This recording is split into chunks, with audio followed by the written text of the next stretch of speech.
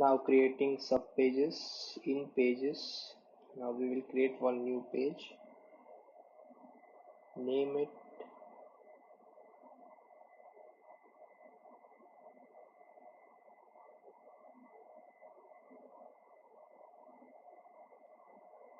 and just publish it.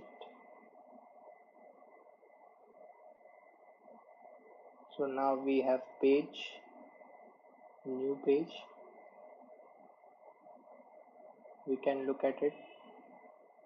So we will change it, direct it to parent of about us.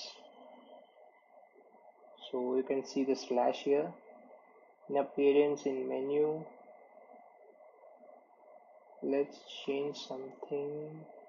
Select about us sub page, add to menu and drag it below use about us page. Now you can see it's a sub page.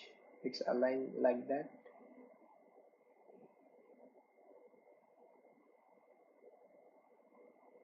Now in main page we will refresh our website and just see we have a sub page.